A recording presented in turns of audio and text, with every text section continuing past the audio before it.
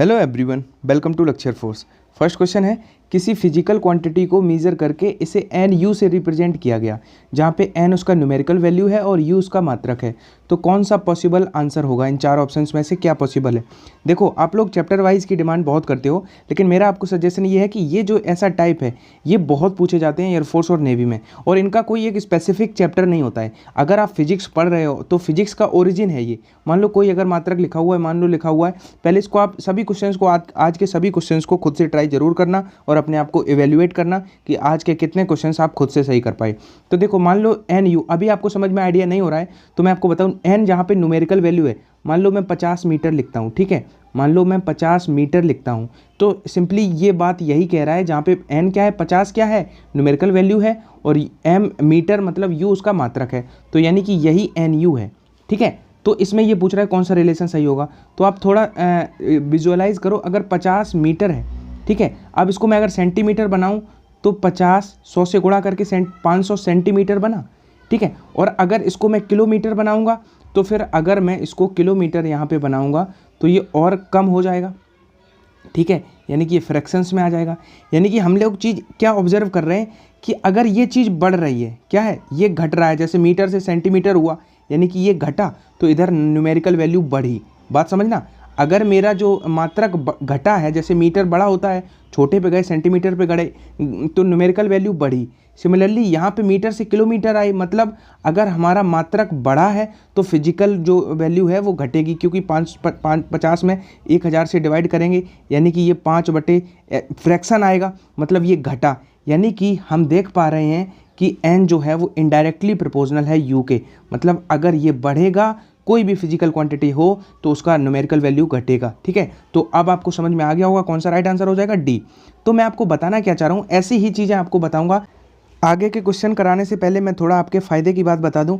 Unacademy एक organise करा रही है चैंपियनशिप प्रोग्राम, जिसमें आप इनरोल कर सकते हो बिल्कुल फ्री में, और आप बहुत कुछ जीत सकते हो। 5000 रुपये का प्राइज़, जिसकी रैंक 1 होगी, जिनकी रैंक 2 होगी वो 3000 का प्राइज़ जीत सकता है, यानी, और जिनकी रैंक 10 तक होगी वो 1000 तक का प्राइज़ जीत सकते हैं। इसके लिए इनरोल करने के लिए डिस्क्रिप्शन, इसी वीडियो के डिस्क्रिप्शन बॉक्स में आपको कुछ लिंक्स दी रही होंगी। जो 13 दिसंबर में इनरोल करना चाहते हैं, जो 11 बजे से होगी, उसमें भी इनरोल कर सकते हो, और जो ये एफकैट और सीएएफ ये एस्पायरेंट है ये भी कर सकते हैं। ये इनकी भी टाइमिंग है, जो डिटेल है वो डिस्क्रिप्शन में लिंक दी हुई है। और जो बच्चे वहाँ पे कोई नया कोर्स खरीदना चाहते हैं तो 6 दिसंबर से एक बैच स्टार्ट हुआ है, डिटेल्ड कोर्स है, इसमें सारे सब्जेक्ट आपको अच्छे से पढ़ाए जाएंगे। अगर कोई कोर्स खरीदते हो तो मेरा रेफरल कोड यूज कर लेना, जिससे आपको 10% का डिस्काउंट मिल जाएगा, लक्ष्य 12, ठीक है। जब ये रेफरल कोड यूज करोगे तो आपका 10% जो है वो लेस हो जाएगा। डिटेल्ड प्राइस हैं 1 मंथ, 3 मंथ, 6 मंथ के, तो जो आफ्टर डिडक्शन है वो ये प्राइस दिए हुए हैं। और आप हमें अनअकैडमी पे भी फॉलो कर सकते हो, डिस्क्रिप्शन बॉक्स में जो है मेरी प्रोफाइल का लिंक दिया हुआ है, अनुराग कुमार, आप वहाँ से जाके हमें फॉलो कर लेना, क्योंकि अभी मैं क्विजिस, बहुत सारी क्विजिस करवा रहा हूँ। नेक्स्ट क्वेश्चन है, किसी टेम्परेचर पर ऑक्सीजन और हाइड्रोजन के अणुओं के VRMS यानी कि वर्ग माध्य मूल वेग, उनका रेशियो क्या होगा? ये फिनोमेना एयरफोर्स और नेवी में मिला के 50 बार से अधिक बार पूछा जा चुका है। अभी जो अपकमिंग रैली है उसमें भी अगर आप अपेयर होने जा रहे हो तो इस फिनोमेना को बहुत अच्छे से तैयार कर लो, कुछ ऐसा टफ नहीं है। VRMS जो होता है वर्ग माध्य मूल चाल, वो होता है RT/m अंडर रूट में, यानी कि वो अंडर रूट उसके एटॉमिक मास के, गैस का जो एटॉमिक मास होगा उसके वर्गमूल के व्युत्क्रमानुपाती होती है, ये चीज़ याद रखना। और ताप के वर्गमूल के अनुक्रमानुपाती होती है, ये भी याद रखना। अब इनका अगर हम रेशियो लिखेंगे तो पहले हम ऑक्सीजन का ऊपर लिखते हैं वेलोसिटी, और हाइड्रोजन का नीचे लिखते हैं। तो एटॉमिक मास हाइड्रोजन का ऊपर लिखेंगे, हाइड्रोजन का कितना होता है 2, और ऑक्सीजन का कितना होता है 32, ठीक है, हो गया। अब देखो 1/16, 1/16 का जब वर्गमूल लोगे तो क्या जाएगा, 1/4 आएगा। जब वर्गमूल लेंगे 16 का तो 1:4 आ गया इसका राइट आंसर। है कि एक पार्टिकल का एंगुलर मोमेंटम L था और वो यूनिफॉर्म सर्कुलर मोशन कर रहा है, ठीक है। उस पार्टिकल की अगर फ्रिक्वेंसी, उस मोशन की फ्रिक्वेंसी हमने डबल कर दी और काइनेटिक एनर्जी कितनी कर दी, हाफ कर दी, तो एंगुलर मोमेंटम क्या होगा? ऐसे क्वेश्चन बहुत बनते हैं। तो अब देखो, इसमें भी कोई चैप्टर वाइज पढ़ने की ये नहीं कि मैंने ये नहीं पढ़ा है, आप सिंपल ध्यान से देखो। अगर लीनियर मोशन तो आपने पढ़ रखी होंगी 11th 12th में। लीनियर मोशन में मोमेंटम क्या होता था, मास इनटू वेलोसिटी, ठीक है, ऑब्जर्व करना, बाकी आंसर बहुत जल्दी कर पाओगे अगर समझ लिया। और एंगुलर में अगर सर्कल की बात कर रहा है, सर्कुलर मोशन है, तो मोमेंटम L होता है, एंगुलर मोमेंटम L से रिप्रेजेंट करते हैं, ठीक है, जिसका M की जगह पे हो जाता है I मोमेंट ऑफ इनर्शिया, और V की जगह पे ओमेगा लीनियर एंगुलर वेलोसिटी, ठीक है। अगर ये हो जाता है, यहाँ पे काइनेटिक एनर्जी होती है हाफ एम वी स्क्वायर, यहाँ पे काइनेटिक एनर्जी होती है हाफ आई ओमेगा स्क्वायर। ये दो बातें अगर पता हैं तो फिर क्या ज़रूरत है कुछ भी। अब ये बताओ, यहाँ पे हम जब मोमेंटम के टर्म्स में काइनेटिक एनर्जी का फॉर्मूला लिखते थे तो वो आपको पता है क्या निकलता था, पी स्क्वायर बटे 2m। सिमिलरली जब इसमें भी ओमेगा स्क्वायर को हम ओमेगा इंटू ओमेगा में तोड़ के लिखेंगे, फिर ये ओमेगा आई और ओमेगा ये जो बचेगा इसको हम एल लिख देंगे, तो हमें एक फाइनली फार्मूला मिल जाएगा एंगुलर वेलोसिटी में जो काइनेटिक एनर्जी होगी वो क्या हो जाएगी, हाफ। अब आई और ओमेगा को हमने एल लिख दिया तो एल इंटू ओमेगा। बस इतना हमें पता था तो आंसर हम बहुत जल्दी हिट कर सकते थे। क्यों? क्योंकि अब मैंने आपको पीछे की थ्योरी बता दी। अब सीधा सा काइनेटिक एनर्जी का फॉर्मूला आप याद रखना, हाफ मोमेंटम के टर्म्स में एल ओमेगा, ठीक है। अब अगर क्रॉस मल्टीप्लाई करोगे तो एल मिल जाएगा 2k बटे ओमेगा, 2k बटे ओमेगा, ये क्या मिल जाएगा, मोमेंटम एंगुलर, बस ठीक है। अब फ्रीक्वेंसी दोगुनी करी गई है तो ये भी दोगुना हो जाएगा एंगुलर वेलोसिटी, क्योंकि वो होता है 2πn, और अगर n दोगुना है तो ये भी दोगुना हो गया। और काइनेटिक एनर्जी हाफ कर दी, इसको हाफ कर दिया। अब रेशनलाइज आप कर लोगे, आई होप। L/4 इसका राइट आंसर। अब नहीं समझ में आया तो एक बार फिर बता दूं कैसे L/4 आंसर। ये L इनिशियल था, L डैश निकालेंगे तो उसने कहा ये दुगनी कर दी, तो नीचे तो दोगुना हो गया एंगुलर, और ऊपर हाफ हुआ है तो 2k बटे 2 से ये 2 से 2 कट गया। तो अब अगर देखें तो इस वाले में अगर हम 4 से गुणा करेंगे तो वो 4 यहाँ आएगा और यही तो मिल जाएगा, ये L डैश, यानी कि हमारा जो फाइनल आंसर हो गया वो हो गया L/4, ठीक है। आशा करता हूँ समझ में आया होगा। कैलकुलेशन थोड़ी स्किप भी कर सकते हो आप, अपने आप खुद से भी कर सकते हो। मैं इन वीडियोज़ का पर्पज़ सिर्फ यही है कि आपको कुछ ऐसे क्वेश्चंस की प्रैक्टिस कराऊं जो एक्सपेक्टेड है। अब एंगुलर वेलोसिटी की डायमेंशन भी याद रखना क्या होती है, t⁻⁻1, ठीक है। क्या होती है, t⁻⁻1। एंगुलर एक्सीलरेशन की बात करता तो t⁻⁻2 हो जाती। ये एंगुलर एक्सीलरेशन कोणीय त्वरण की और ये कोणीय वेग की। ये क्वेश्चन जो है अभी पूछा भी गया था कि अगर 40 किलोमीटर पर घंटा की चाल से चल रही है कोई कार और उसमें हमने ब्रेक लगाया तो वो 2 मीटर की डिस्टेंस पे जाके रुक गई। अब की बार अगर स्पीड 80 थी, 2 गुनी थी, तो अब की बार जब ब्रेक लगाएंगे तो कितनी दूर जाके वो रुकेगी, किस डिस्टेंस पे जाके रुकेगी। ये कॉन्सेप्ट एयरफोर्स बहुत पूछ रहा है, तो नेवी में भी आ सकता है। आप याद रखना इसके लिए कि एस जो जिस डिस्टेंस पे वो ब्रेक लगाने के बाद रुकेगा वो डायरेक्टली प्रोपोर्शनल होता है उस इनिशियल स्पीड के स्क्वायर के, ठीक है। इसको आप याद रखना। अब हम कैसे कर सकते थे, S1 बटे S2, अब इसको रेशनलाइज करके अगर लिखें तो पहले डिस्टेंस 2 थी, दूसरी डिस्टेंस हम x मान लेते हैं। इधर पहले दूरी 40 थी, अब की बार दूरी 80, अब की बार पहले चाल 40 थी, अब की बार 80 कर दी, इसका स्क्वायर कर दिया। इससे हमने इसको लिख दिया। अब इसको कट करेंगे 1/2 होगा और 1/2 का वर्ग करेंगे तो 1/4 आएगा, और जब क्रॉस मल्टीप्लाई करेंगे तो x की वैल्यू कितनी आएगी, 8, यानी कि अब की बार जो है वो 8 मीटर की दूरी पे जाके रुकेगी, ठीक है। कई बार लड़का गलती क्या कर देगा कि यहाँ से स्पीड अगर 40 से 80 हुई है तो वो 2 से सीधा 4 कर देगा, नहीं। अब ये कैसे आया वो भी मैं आपको समझा दूँ कि जो होता है v² final velocity is equal to u² plus 2as होता है। अब ये क्योंकि रुक गई है तो फाइनल वेलोसिटी कितनी हो जाएगी, 0 हो जाएगी, और रुक गई है तो रिटार्डेशन यानी कि मंदन होगा, माइनस होगा, तो यहाँ से e² बराबर मिलेगा 2as, तो यहाँ से s डायरेक्टली प्रोपोर्शनल होता है u² के। अब सीधा सा आपको ये याद ना रख के सीधा ब्रेक लगाने वाला क्वेश्चन आए तो जो डिस्टेंस होगी वो डायरेक्टली होगी उसके इनिशियल वेलोसिटी के स्क्वायर के, ठीक है। ये चीज़ें याद रखना।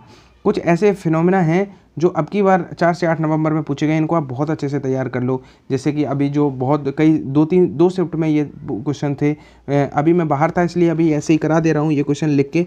बाकी अभी मैं बहुत जल्दी आपको बहुत अच्छे से स्ट्रक्चर्ड तरीके से पढ़ाने वाला हूँ कि आपको एक वोल्ट मीटर था उसको अमीटर में कन्वर्ट करना था तो क्या जोड़ना चाहिए था, ऑप्शंस थे, तो उसमें जो राइट आंसर था सीरीज़ में आपका हाई रेजिस्टेंस। ऐसे ही हो सकता है आपकी रैली में अब जो है उसमें आ जाए कि एक गैल्वेनोमीटर को अमीटर में कन्वर्ट करना है तो हमारा पैरेलल में लो रेजिस्टेंस। तो ये चीज़ें अभी मैं कराऊंगा, बस आप थोड़ा पेशेंस रख लो। नेक्स्ट क्वेश्चन है, किसी बिंदु पर कार्य कर रहे 2 फोर्सेस के मैग्नीट्यूड का सम 18 है अगर उनका रिजल्टेंट का मैग्नीट्यूड 12 है। अगर छोटा जो रिजल्टेंट है वो आपका स्मॉलर जो मैग्नीट्यूड का फोर्स है उससे 90 डिग्री का एंगल बना रहा है, तो फिर फोर्सेस के जो मैग्नीट्यूड होंगे वो क्या होंगे। मोस्ट इंपॉर्टेंट क्वेश्चन, ठीक है। इसको जल्दी कैसे करना है समझने पे फोकस करना। उन्होंने कहा है कि जो रिजल्टेंट है, रिजल्टेंट जो है, ठीक है, जो रिजल्टेंट है उन्होंने कहा है कि जो परिणामी है, परिणामी छोटे फोर्स के साथ, जो परिणामी हमने ये मान लिया, रिजल्टेंट 12 दिया था ये मान लिया, ठीक है, और वो छोटा वाला फोर्स ये मान लिया, तो उसके साथ 90 का कोण बना रहा है। हमें ये छोटा और बड़ा बताना है, ठीक है। लेकिन इन्होंने एक चीज़ दी है कि दोनों फोर्सेस का सम 18 है, यानी कि इसका और इसका जो सम है ये दोनों फोर्सेस का वो कितना है 18 है। अब अगर हम ऑप्शन से करने जाते तो हमें यहाँ देख रहे थे कि 18, 10 और 8 12, ये तो ख़त्म हो गया, 17 हो रहा था, ठीक है। अब ये 3 ऑप्शन बच रहे थे, लेकिन हमें यहाँ पे अपना कौन सा थॉट प्रोसेस लाना है कि आपको एक बात पता है कि अगर ये बड़ा वाला फोर्स है और ये छोटा वाला फोर्स है, उसको बड़े वाले को ए नाम दे देता हूँ, छोटे वाले को बी दे देता हूँ, तो हमारा इसमें क्या हो जाएगा, ए स्क्वायर बराबर क्या हो जाएगा, कर्ण वर्ग बराबर होता है लंब वर्ग, यानी कि 12 का वर्ग 144 प्लस आधार वर्ग, मतलब जो छोटा वाला फोर्स होगा। ये कर सकते थे इस फिगर के अकॉर्डिंग जो सवाल में दिया गया था। तो यहाँ से हमारा ए स्क्वायर माइनस बी स्क्वायर बराबर कितना आ जाता है 144। अब ए स्क्वायर माइनस बी स्क्वायर को हम लिख सकते थे ए प्लस बी और ए माइनस बी। जैसे ही हमने ए प्लस बी और ए माइनस बी लिखा, अब हमारा आंसर हमारी नज़रों के सामने, इसको हमने बराबर कर दिया 144 के। अब इन्होंने दिया है कि 18 है दोनों फोर्सेस का सम, यानी कि ए प्लस बी का मान हम 18 रखेंगे और जब ये 18 हमारा कटेगा तो 18 8 144, यानी कि ए माइनस बी बराबर हमें कितना मिल गया 8 और ए प्लस बी बराबर सवाल में दिया गया था 18। अब देख लो कौन से 2 ऑप्शन हैं जिनका सम 18 हो डिफरेंस 8 हो, तो केवल सी ऑप्शन है जिसका सम जो है वो 18 है और डिफरेंस हमारा 8 है। तो इस तरीके से मेरा सी राइट आंसर हो गया, ठीक है। अगर समझ में नहीं आया तो पॉज रिपीट करके एक बार फिर से देखोगे तो समझ में आ जाएगा। ये देखो मोम जो बर्फ़ का आइस का जो मेल्टिंग पॉइंट होता है वो प्रेशर बढ़ाओगे तो घटेगा, प्रेशर बढ़ाओगे तो मेल्टिंग पॉइंट ऑफ आइस होता है वो घटता है। और ऐसे पूछ सकता है कि द्रव का क्वथनांक बॉइलिंग पॉइंट, तो वो अगर हम प्रेशर बढ़ाएंगे तो क्वथनांक बढ़ता है, ठीक है। क्वथनांक की बात कर सकता है या गलनांक की बात कर सकता है। 9th क्वेश्चन है कि 3 चार्ज हैं एक इक्विलेटरल ट्रायंगल के कॉर्नर पे रखे हुए हैं, एक समबाहु त्रिभुज के कॉर्नर्स पे 3 चार्ज रखे हुए हैं। तो अगर उसकी साइड क्या है एल भुजा है तो उसकी जो पोटेंशियल कुल पोटेंशियल एनर्जी होगी वो क्या होगी। अगर इसमें एक ऑप्शन 0 होता तो 80% बच्चा इसको 0 कर देता, ठीक है। आपको मैं क्या बताना चाह रहा हूँ, एयरफोर्स और नेवी में 2 तरह के क्वेश्चन पूछे जाते हैं। एक पूछेगा सेम क्वेश्चन रहेगा, उसके सेंटर पे जो इलेक्ट्रोस्टैटिक फोर्स रहेगा, ठीक है, या वो पूछ सकता है, तब वो 0 हो जाता है। कुल पोटेंशियल पूछी गई है तो इसका आंसर हो जाएगा 3Q, ठीक है। अब ये कैसे होगा वो मैं आपको बताऊं, बस आपको देखना है। ये 2 वाला एलिमिनेट 4 वाला ऐसे याद भी कर सकते हो कि कितनी साइड होती है ट्रायंगल में 3, तो 3Q² L। लेकिन इसको मैं बता भी दूं कि पोटेंशियल एनर्जी होती क्या है कि K, अगर इस साइड इसकी इस पे बात करूं तो इस चार्ज पे Q और Q के कारण क्या हो जाएगी KQ/L। सिमिलरली इस वाले पे अगर इस Q के और Q के जो रिजल्टेंट होगी वो KQ²/L। जब तीनों को मर्ज करेंगे फिर KQ इस वाले के लिए KQ² L हो जाएगा। जब तीनों का सिग्मा लेंगे तो फिर 3 हो जाएगा और K का वैल्यू होता है 1/4πε0। तो ये वाला क्वेश्चन, ठीक है। अब नेक्स्ट है कि श्यानता गुणांक जो होता है विस्कोसिटी कोफिशिएंट होता है जो, उसकी विमा क्या होती है, तो उसकी विमा होती है mL⁻⁻1 T⁻⁻1, ठीक है। ये और ये फर्स्ट वाली है ये एनर्जी की लिखी हुई है, ठीक है। और सेकंड वाली है ये आपका प्लांक कांस्टेंट की लिखी हुई है। मैं आपको बताऊंगा बहुत सारी चीज़ें। अभी क्या है कि मैं सच बताऊं तो मैं बहुत यार टेंशन में चल रहा हूं। आप लोगों को पढ़ाने के लिए मुझे इतना स्ट्रगल करना पड़ रहा है जितना आप लोगों को शायद पढ़ने के लिए स्ट्रगल नहीं करना पड़ रहा होगा।